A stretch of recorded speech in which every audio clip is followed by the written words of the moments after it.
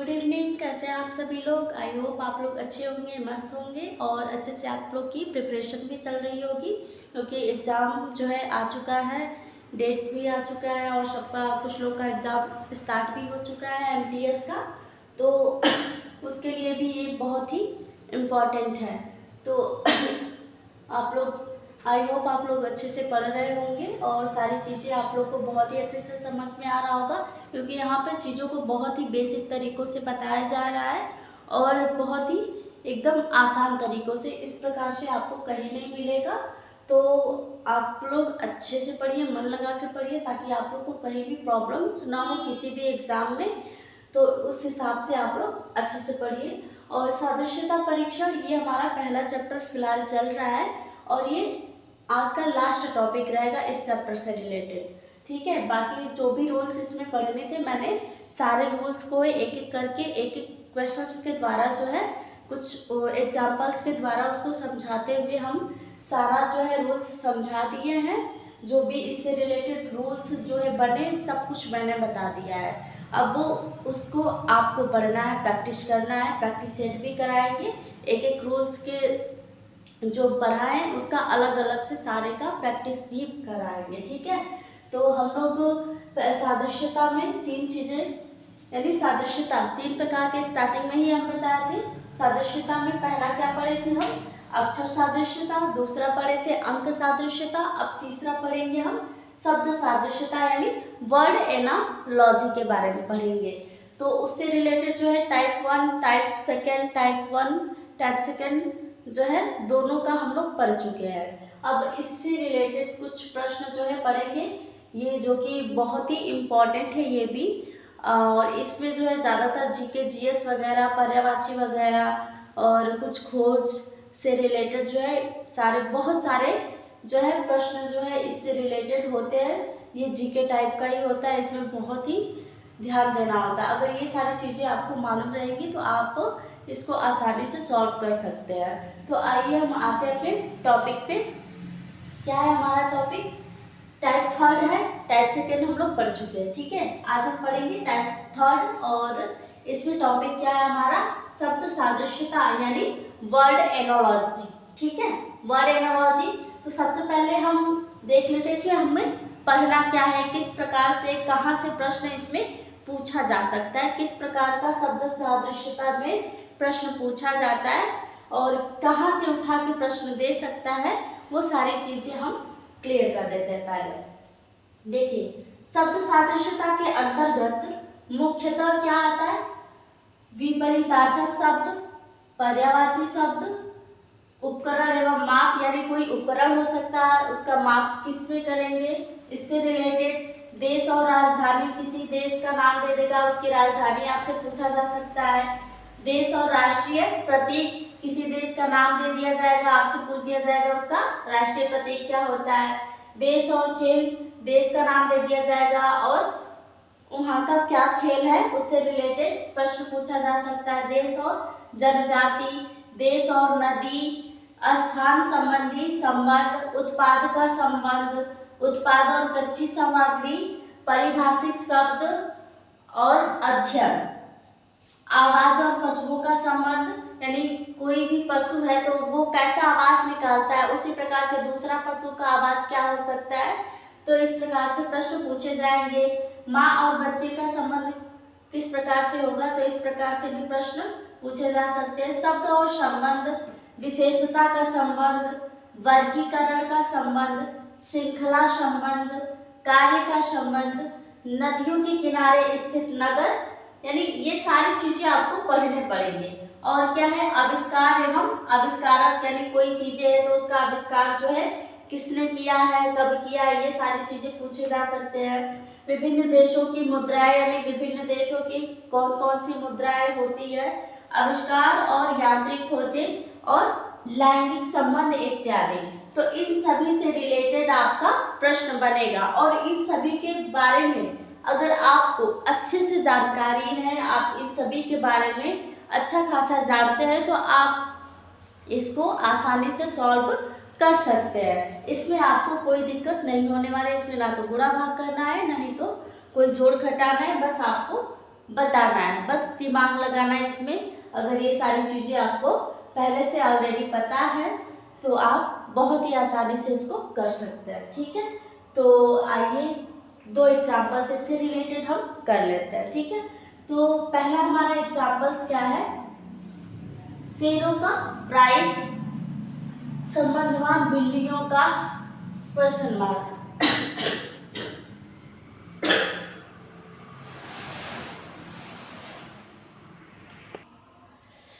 बार बार खांसी आ जा रही, खांसी से परेशान हो जा रहे हैं। चलिए आइए देखिए, हाँ हम क्या बता रहे थे, शेरों का प्राइड, यानी शेरों का जिस प्रकार से प्राइड से संबंध होता है उसी प्रकार से बिल्लियों का संबंध किससे होगा। तो ऑप्शन दिया है आपका, झुंड दिया है, स्कूल दिया है, गुच्छा दिया है, क्लाउडर दिया है। तो अब देखिए शेरों का प्राइड, शेरों का संबंध किससे है, प्राइड से है। तो जाहिर सी बात है बिल्लियों का संबंध किससे होगा, झुंड से तो होगा नहीं, है ना। झुंड बना के तो बिल्लियाँ चलती नहीं हैं और स्कूल भी नहीं जाती हैं, और गुच्छे यानी इसका तो कोई मतलब ही नहीं है। तो सीधा सीधा आपका क्लाउडर, यानी बिल्ली का संबंध किससे हो जाएगा, क्लाउडर से। जिस प्रकार शेर का संबंध जो है प्राइड से, उसी प्रकार बिल्ली का संबंध किससे हो जाएगा, क्लाउडर से। तो option D is the correct answer, क्लाउडर होगा यहाँ पे। अब यहाँ पे देखिए रुधिर विज्ञान, यानी रुधिर विज्ञान जो है रक्त से रिलेटेड है। रुधिर विज्ञान के अंतर्गत रक्त का अध्ययन किया जाता है। इस प्रकार से हम डिफिनेशन दे सकते हैं कि विज्ञान की वह शाखा जिसके अंतर्गत रुधिर का या रक्त का अध्ययन किया जाता है उसे हम क्या कहते हैं, रुधिर विज्ञान कहते हैं। तो उसी प्रकार से शैवाल विज्ञान दिया है, तो शैवाल यानी विज्ञान की वह शाखा जिसके अंतर्गत समस्त शैवालों का अध्ययन किया जाता है, तो उसे हम क्या कहते हैं, शैवाल विज्ञान, ठीक है। तो शैवाल ऑप्शन में दिया है, ये तो हमारे बायोलॉजी के बच्चे फटाफट बता देंगे, है ना। तो ये जो है बायोलॉजी से रिलेटेड है। तो शैवाल विज्ञान वैसे भी दिया है, अगर कोई बच्चा किसी को नहीं भी पता है तो वो इससे जो है बता सकता है, क्योंकि यहाँ पे शैवाल ऑलरेडी लिखा हुआ है। तो शैवाल विज्ञान है तो जाहिर सी बात है इसमें किसका अध्ययन किया जाएगा, शैवालों का अध्ययन किया जाएगा। यानी इस धरती पे जितने भी शैवाल हैं, ठीक है, उसका अध्ययन किसके अंतर्गत किया जाएगा, शैवाल विज्ञान के अंतर्गत। तो इसीलिए जिस प्रकार से रुधिर विज्ञान जो है रक्त से रिलेटेड है, उसी प्रकार से शैवाल विज्ञान किससे रिलेटेड है, शैवाल से। यानी option B is the correct answer, ठीक है। तो यहाँ पे इस प्रकार से आपसे जो है प्रश्न शब्द सादृश्यता से रिलेटेड पूछे जा सकते हैं, ठीक है। तो ये सारी चीजें जो है आपको क्लियर हो गई होंगी आई थिंक। तो इन सबको अच्छे से आप लोग नोट कर लीजिए और आगे की तरफ हम प्रैक्टिस सेट की तरफ बढ़ते हैं। अब ये सारा जो है सादृश्यता परीक्षण से जो भी प्रश्न थे सब कुछ क्लियर हो गया। प्रैक्टिस सेट करने से पहले हम क्या करते हैं, ये सारी चीज़ें जो है कुछ ना कुछ आपको लिखवा देते ताकि आपको इसको सॉल्व करने में आसानी रहे। कुछ पर्यायवाची लिखवा दिया जाए, कुछ विपरीतार्थक शब्द लिखवा दिया जाए, कुछ आविष्कार और उपकरण यांत्रिक, ये सारी चीज़ें जो है जितने भी मैंने इसमें बताया हुआ है सब कुछ सारे जो है एक एक करके लिखवा देते हैं थोड़ा बहुत, ताकि आप लोग को सॉल्व करने में आसानी रहे, ठीक है। तो पहले हम प्रैक्टिस सेट ना करके इसके बारे में हम कुछ लिखवा देते हैं आप लोग को, ताकि आप लोग का जो है अच्छे से तैयारी हो जाए। चलिए तब आगे की तरफ बढ़ते हैं। इसको आप लोग नोट कर लीजिएगा, है ना। नोट करे रहेंगे तो आप लोग को आसान रहेगा सॉल्व करने में। एक अच्छा सा नोट्स बना लीजिए। सब कुछ स्टार्टिंग से एक बार इसको आप पढ़ लेंगे तो आपको कहीं भी किसी भी एग्ज़ाम में दिक्कत नहीं होने वाली है, ठीक है। तो फटाफट इसको नोट कर लीजिए। चलिए देखते हैं कुछ शब्द जो है मैंने लिख दिया पहले से, काफ़ी टाइम लगता तो इसलिए मैंने लिखा है। पर्यायवाची शब्द कुछ जो है सबसे 5-5 प्रश्न जो है 5-5 आपको बताते चलेंगे ताकि आप लोग को तैयार होता है आप लोग का और आप क्वेश्चन को सॉल्व करना है। तो पर्यायवाची शब्द सबसे पहले दुर्गा जी इस टाइम उन्हीं का जो है वास चल रहा है। कुछ दिन में कल के बाद जो है दुर्गा जी आ भी जाएंगी, मूर्ति स्थापना भी हो जाएगा। तो माता रानी करे आप लोग अच्छे से पढ़ें और आप लोग का भी कहीं ना कहीं सिलेक्शन हो जाए। सबका जो भी इस जो भी किसी भी एग्ज़ाम की तैयारी कर रहा हो तो उसको कहीं ना कहीं उसको सिलेक्शन मिल जाए। तो आप लोग मन लगा के ऐसे ही मेहनत करते रहिए, आप लोग का कहीं ना कहीं आप लोग का सिलेक्शन हो जाएगा। तो आइए हम चलते हैं पर्यायवाची शब्द से। सबसे पहले माता रानी से स्टार्ट करते हैं। चलिए दुर्गा दुर्गा दुर्गा जी को क्या कहते हैं? चंडिका, कालिका, कल्याणी, महागौरी। इनका तो कोई भी बता लेगा वैसे पर्यायवाची, क्योंकि ये काफ़ी प्रचलित है, काफ़ी प्रसिद्ध है और ये चीज़ें तो सबको पता है कि जो ज़्यादा प्रसिद्ध होता है, ज़्यादा प्रचलित होता है तो उसके बारे में हर किसी को पता होता है ना। तो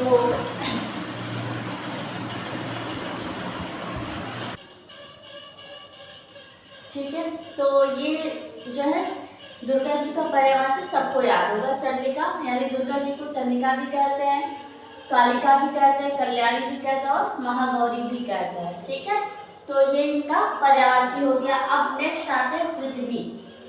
पृथ्वी यानी देखिए, जानने के लिए तो सबको पता होगा हर एक चीज़ें, लेकिन जो चीज़ें हमें पता होती है उस पर फोकस नहीं करेंगे। जो चीज़ें हमें नहीं पता होती है उस पर ज़्यादा फोकस करेंगे। जैसे में देखिए, पृथ्वी का भी सबको मैक्सिमम पता ही होगा। पृथ्वी को अजला कहते हैं, धरा कहते हैं, धरती कहते हैं और भूमि कहते हैं।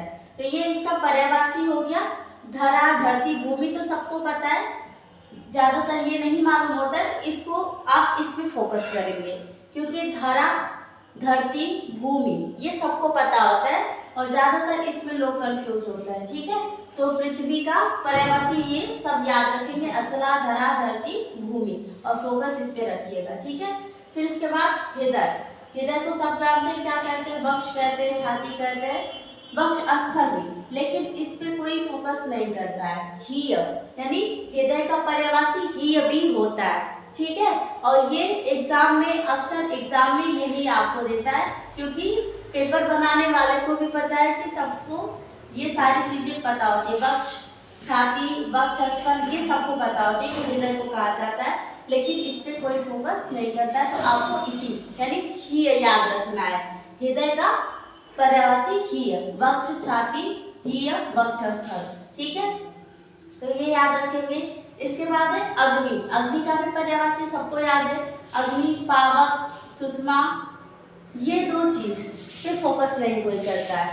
हुतासन, कृषाणु, ये आपको याद रखना। पावक और सुषमा तो सब लोग जानते हैं, लेकिन इस पे भी कोई ध्यान नहीं देता है। हुतासन, और एग्जाम में यही पूछता है, किसी भी एग्जाम में देखिएगा तो इसको पूछा जाता है। हुतासन और कृषाणु ये किसके पर्यायवाची है? अग्नि के पर्यायवाची। अग्नि के पर्यायवाची पावक, सुषमा, हुतासन और कृषाणु होते हैं। ठीक है, तो ये हो गया अग्नि का पर्यायवाची। अब आते हैं यमुना।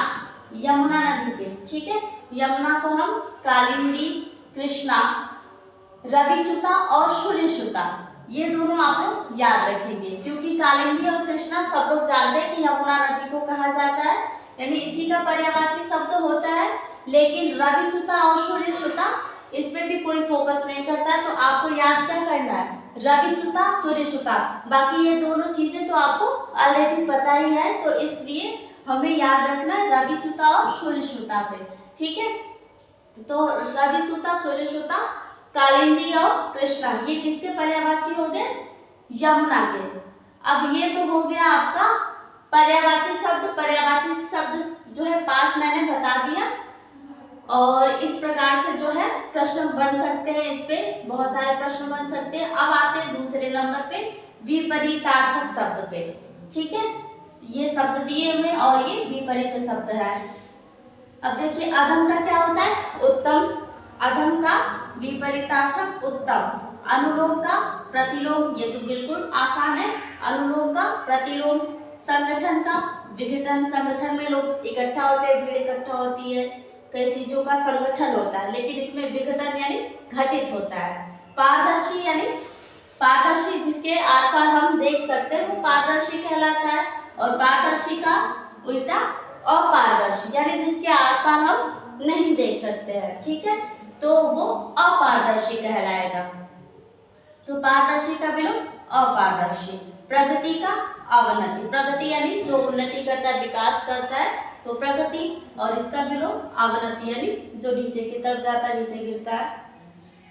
ये हो गया आपका विपरीतार्थक और पर्यायवाची शब्द। दो चीजें क्लियर हो गई। अब आते हैं हम तीसरे पे, देश और राजधानी से रिलेटेड। तो देश, कुछ देश का नाम जान लेते हैं, कुछ उसके राजधानी जान लेते हैं। फॉर एग्जाम्पल दिया है अर्जेंटीना। अर्जेंटीना की राजधानी क्या है, कहाँ पर है, ब्यूनस आयर्स। ब्यूनस आयर्स किसकी राजधानी है, अर्जेंटीना की राजधानी है, ठीक है। सोमालिया, सोमालिया की राजधानी मोगाडिशु। सोमालिया की राजधानी मोगाडिशु। लीबिया की राजधानी त्रिपोली। त्रिपोली किसकी राजधानी है, लीबिया की राजधानी है। उसी प्रकार स्वीडन की राजधानी स्टॉकहोम। स्टॉकहोम किसकी राजधानी है, स्वीडन की है। उसी प्रकार से ग्रीस की राजधानी, ग्रीस की राजधानी क्या है, एथेंस। एथेंस किसकी राजधानी है, ग्रीस की। तो आई होप ये सब याद हो जाएगा आप लोग को, बहुत ज्यादा नहीं है, इसी प्रकार से आपको याद करना है। अगर ये सारी चीजें आपको पहले से पता रहेंगी तो आप आसानी से शब्द सादृश्यता को सॉल्व कर सकते हैं। शब्द सादृश्यता से जो भी प्रश्न आपसे पूछे जाएंगे आप इसको सॉल्व कर सकते हैं, ठीक है। बस यही सारी चीजें आपको याद रखनी है। तो एक बार और रिवाइज कर लीजिए। अर्जेंटीना की ब्यूनस आयर्स, सोमालिया का राजधानी मोगाडिशु, लीबिया की राजधानी त्रिपोली, स्वीडन की राजधानी स्टॉकहोम और ग्रीस की राजधानी एथेंस, ठीक है। अब आते हैं हम देश और राष्ट्रीय प्रतीक, यानी कुछ देश का नाम लिखा हुआ है और राष्ट्रीय प्रतीक लिखा हुआ है। फॉर एग्जाम्पल में ऑस्ट्रेलिया का राष्ट्रीय प्रतीक कंगारू। कंगारू आप लोगों ने देखा ही होगा। तो कंगारू जो है कहाँ की राष्ट्रीय प्रतीक है, ऑस्ट्रेलिया की।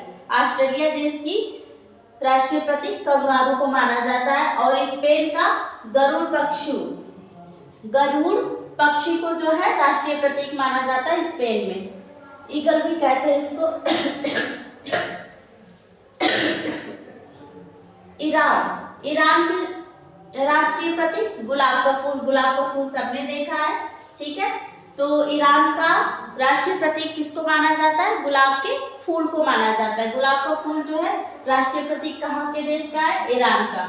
अमेरिका का गोल्डन राड। अमेरिका का राष्ट्रीय प्रतीक क्या है, गोल्डन राड है, ठीक है, याद रखेंगे। गोल्डन राड कहाँ का राष्ट्रीय प्रतीक है, अमेरिका का। और उसके बाद इटली, इटली का राष्ट्रीय प्रतीक सफेद लीली, ठीक है। इटली का राष्ट्रीय प्रतीक सफेद लीली।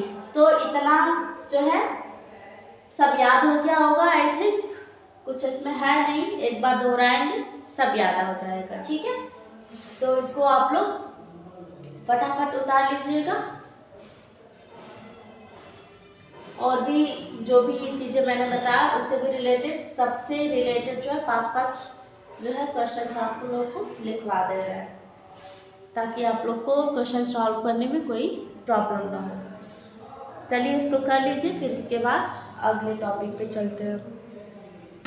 चलिए ये 5वां टॉपिक, देश और खेल।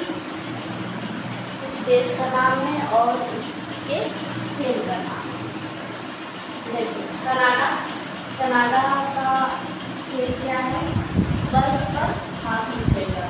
कनाडा यानी बर्फ पर हॉकी खेलना, ये किस देश से रिलेटेड हो जाएगा, कनाडा। कनाडा में खेला जाता है बर्फ के ऊपर हॉकी।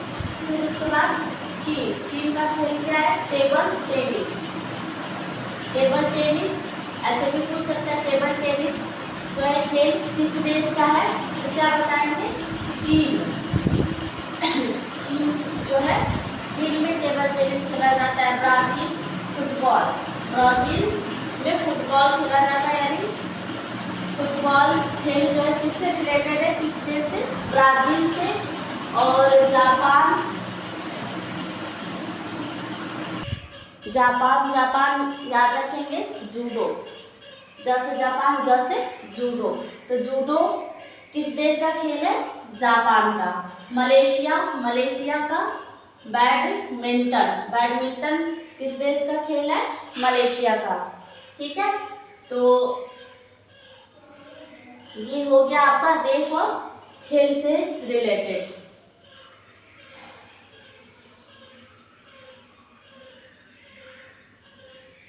देश और खेल। बैडमिंटन से याद आया, हमारी भी छोटी सिस्टर है जिनको बैडमिंटन में काफ़ी इंटरेस्ट है और वो खेलती भी है, कई जगह से जीती भी है और फिलहाल में अयोध्या में स्थित है, अयोध्या में खेल रही है हॉस्टल में रह के। तो उनको भी काफ़ी इंटरेस्ट है बैडमिंटन वगैरह खेलना, पढ़ाई में भी काफ़ी अच्छी है। चलिए, तो बस बैडमिंटन देखे तो याद आ गया है। ठीक है, चलिए आते आगे। देश और महाद्वीप। देश और महाद्वीप, कुछ देश का नाम लिखा हुआ है और उसके महाद्वीप का नाम लिखा हुआ है। तो भारत देश का तो सबको पता है एशिया महाद्वीप है। ठीक है, भारत देश का महाद्वीप एशिया महाद्वीप। घाना का अफ्रीका, घाना का क्या है? अफ्रीका महाद्वीप है।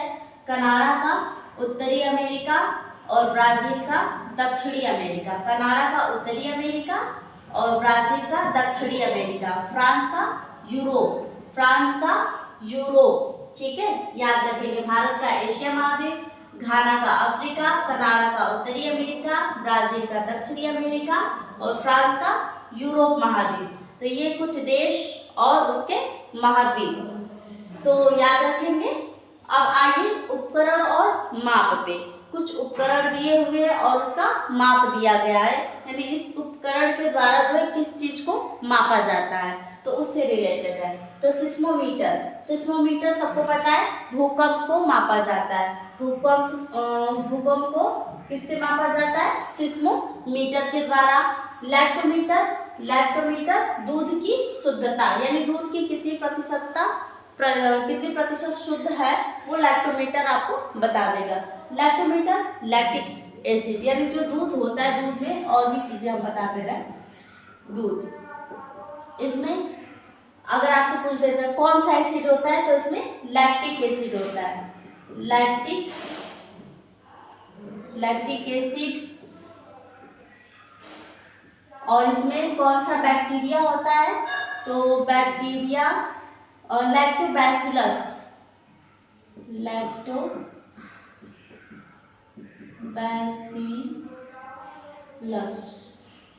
Lactobacillus bacteria. ये क्या करता है? दूध को दही में कन्वर्ट करने का कार्य करता है। ठीक है, lactobacillus bacteria.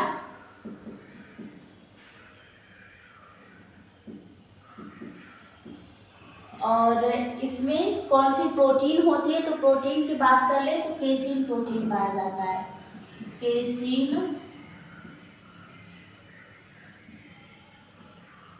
Protein, casein protein. और इसी की उपस्थिति के कारण दूध जो है सफेद होता है। तो दूध में कौन सा एसिड पाया जाता है? Lactic acid. और जीवाणु अगर पूछ दिया जाए तो लैक्टोबैसिलस। और ये क्या काम करता है? दूध को दही से जमाने में कार्य करता है। और केसीन प्रोटीन की उपस्थिति के कारण दूध का रंग कैसा होता है? सफेद होता है। तो ये कुछ इसी से रिलेटेड जो है लैक्टोमीटर, लैक्टिक एसिड से लैक्टोमीटर बना है। तो लैक्टोमीटर क्या करता है? दूध की शुद्धता का मापन करता है।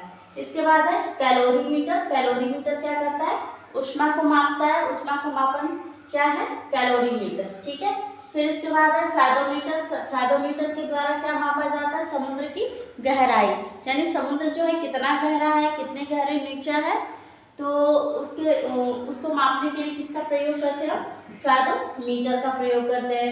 हाइग्रोमीटर, हाइग्रो मतलब नमी होता है। ठीक है, तो हाइग्रोमीटर के द्वारा जो है सापेक्षिक आर्द्रता, यानी एनवायरमेंट में कितनी आर्द्रता है, नमी है, तो कहीं के भी नमी या आर्द्रता को मापने के लिए हम किसका प्रयोग करते हैं? हाइग्रोमीटर का प्रयोग करते हैं। तो ये हो गया कुछ उपकरण और उसके माप। ठीक है, आई होप आप लोग को समझ में आया होगा। और चलिए आगे चलते हैं। इसके बाद क्या है? टॉपिक 8वां है आपका पारिभाषिक शब्द और अध्ययन, यानी कुछ पारिभाषिक शब्द दिए गए हैं और उनका अध्ययन जो है किसके लिए किया जाता है वो आपको बताना है। तो पारिभाषिक शब्द क्या है? एंथ्रोलॉजी। एंथ्रोलॉजी यानी समस्त मानवों का अध्ययन क्या कहलाता है? एंथ्रोलॉजी। एंथ्रोलॉजी के अंतर्गत समस्त मानव का अध्ययन किया जाता है। फिर इसके बाद है आर्कियोलॉजी, ठीक है, आर्कियोलॉजी होता है ना, आर्कियो होना चाहिए, सॉरी, आर्कियोलॉजी, ठीक है। आर्कियोलॉजी के अंतर्गत पुरातत्व का अध्ययन किया जाता है, यानी पुरातत्व का अध्ययन क्या कहलाएगा? आर्कियोलॉजी। मानव का अध्ययन क्या कहलाएगा? एंथ्रोलॉजी। तो ये दो चीजें याद रखेंगे। तीसरा क्या है? फिलॉलॉजी। फिलॉलॉजी यानी भाषा का अध्ययन किसके अंतर्गत किया जाता है? फिलॉलॉजी के अंतर्गत अध्ययन किया जाता है। भाषाओं का, समस्त भाषाओं का अध्ययन फिलॉलॉजी के अंतर्गत किया जाता है। वायरोलॉजी, वायरस यानी विषाणु, तो वायरोलॉजी से विषाणु, ठीक है, क्योंकि वायरस जो है इंग्लिश वर्ड होता है ना, विषाणु को वायरस कहते हैं, तो वायरस से ही वायरोलॉजी, यानी ये जो लॉजी शब्द है जिस वर्ड में भी जुड़ जाएगा वो खोज से रिलेटेड हो जाता है ना, अध्ययन से रिलेटेड हो जाता है। तो यहाँ पे लॉजी यानी वायरस में लॉजी जुड़ गया है, तो इसलिए वायरोलॉजी। वायरोलॉजी जो है किसका अध्ययन करता है? विषाणुओं का अध्ययन। उसी प्रकार से अगर बैक्टीरिया पूछ दे तो बैक्टीरिया का भी अध्ययन क्या कहलाया जाएगा?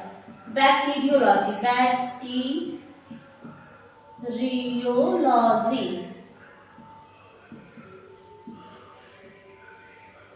बैक्टीरियोलॉजी, ठीक है। तो बैक्टीरिया का अध्ययन बैक्टीरियोलॉजी, ऐसे साफ से लिख देते ये गुप्त लेखन था। बैक्टीरियोलॉजी,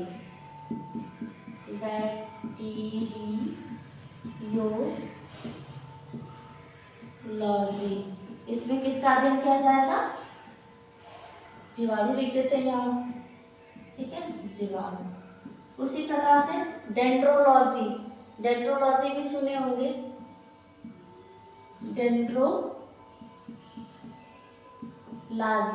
डेंड्रोलॉजी, डैंड्रफ जानते ही हैं, डैंड्रफ बालों में पड़ते हैं, तो बाल भी एक तरह से क्या है, आपस में उलझे रहते हैं, तो डेंड्रोलॉजी का मतलब होता है झाड़ियों का अध्ययन, ठीक है, झाड़ियों का अध्ययन जो है डेंड्रोलॉजी कहलाता है, झाड़ियों का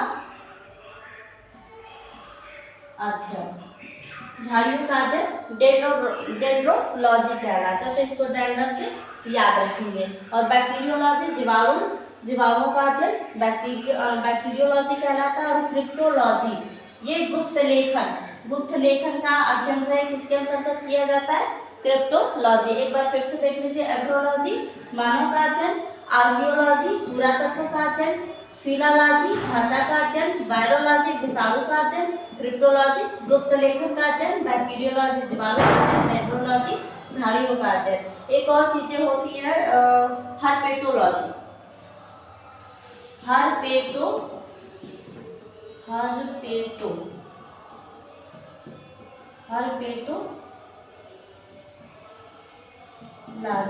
हर्पेटोलॉजी, अरे क्या लिख रहा है, लाजी, हर्पेटोलॉजी यानी जहां देखो वहां पीटो, कुल मिला के सांप, ठीक है। सांप को जहां देखते हैं वहां तुरंत डंडा उठाते हैं, पीटना स्टार्ट कर देते हैं, उसको मार के एकदम खत्म कर देते हैं, है ना। तो हर्पेटोलॉजी यानी जहां देखो वहां पीटो। तो इसे आप इस ट्रिक से याद रख सकते हैं। इसको हर्पेटोलॉजी के अंतर्गत किसका अध्ययन किया जाता है? सांपों का अध्ययन किया जाता है। सांपों का अध्ययन क्या कहलाता है? हर्पेटोलॉजी। और डेंड्रोलॉजी डेंड्रफ से याद रखेंगे, झाड़ियों का अध्ययन डेंड्रोलॉजी कहलाता है। तो आई थिंक आप लोग को समझ में आया होगा। आज की क्लास बहुत ही इंटरेस्टिंग रही होगी और आप लोग को बहुत ही अच्छे से समझ में आया होगा। मुझे तो बहुत अच्छा लगा है पढ़ा के, आप लोग को भी अच्छा लगा होगा। और अच्छे से इसको नोट कर लीजिएगा और अच्छे से पढ़ते रहिए, ठीक है। ऐसे ही आप लोग को अच्छे से चीज़ें हम समझाते हुए आपको एक एक प्रश्न आपको चलेंगे, ठीक है। तो इसमें कोई आपको कोई प्रॉब्लम्स नहीं आने वाली हैं, बस आप लोग अच्छे से पढ़ते रहिए। तो इसको फटाफट आप लोग नोट कर लीजिए, है ना। ये थोड़ा सा दिखाई नहीं दे रहा है नीचे, नोट कर लीजिए, अब सारा दिखेगा, है ना।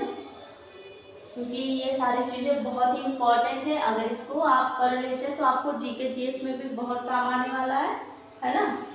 कहीं भी आप इसको पढ़े रहेंगे तो कहीं भी काम मिलेगा। तो ये बहुत ही इम्पॉर्टेंट है, फटाफट इसको नोट कर लीजिए। एक दो टॉपिक और करवा देते हैं।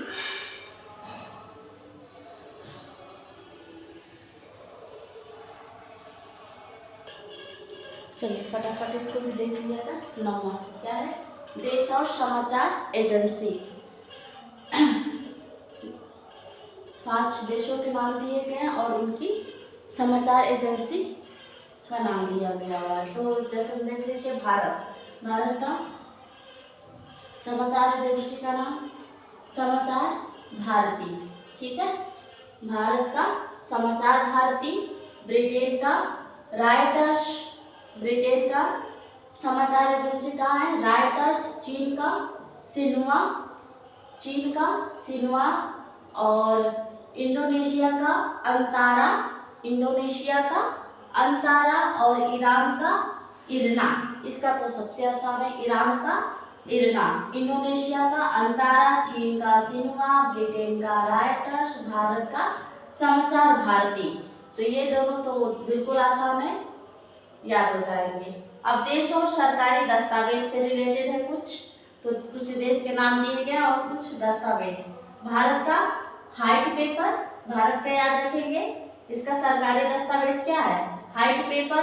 ब्रिटेन का सरकारी दस्तावेज ब्लू बुक होता है, फ्रांस का येलो बुक, जापान का ग्रे बुक और इटली का ग्रीन बुक। इटली का ग्रीन बुक, जापान का ग्रे बुक, फ्रांस का yellow book, Britain blue, Britain का ब से ब्लू।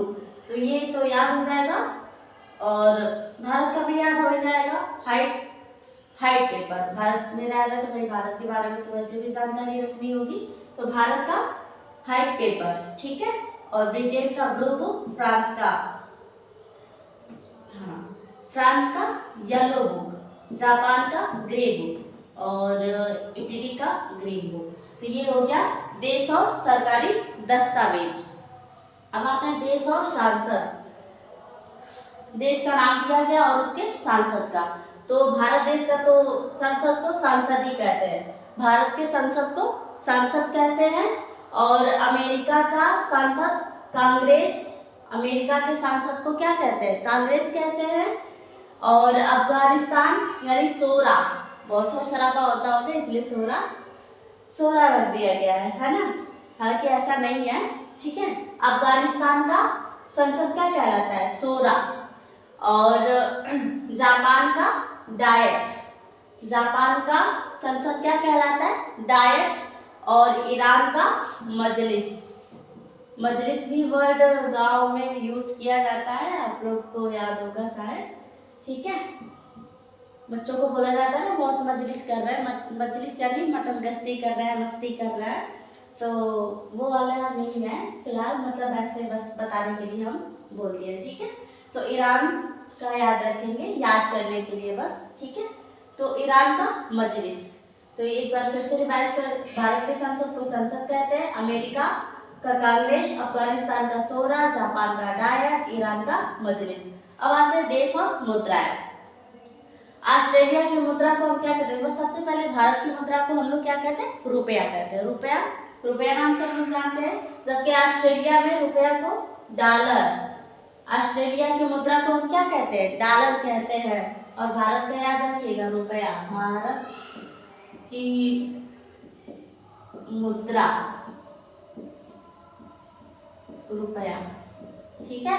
भारत की मुद्रा को रुपया कहा जाता है। और ऑस्ट्रेलिया का मुद्रा डॉलर, अर्जेंटीना का पीसो, चीन का गुआन, रेन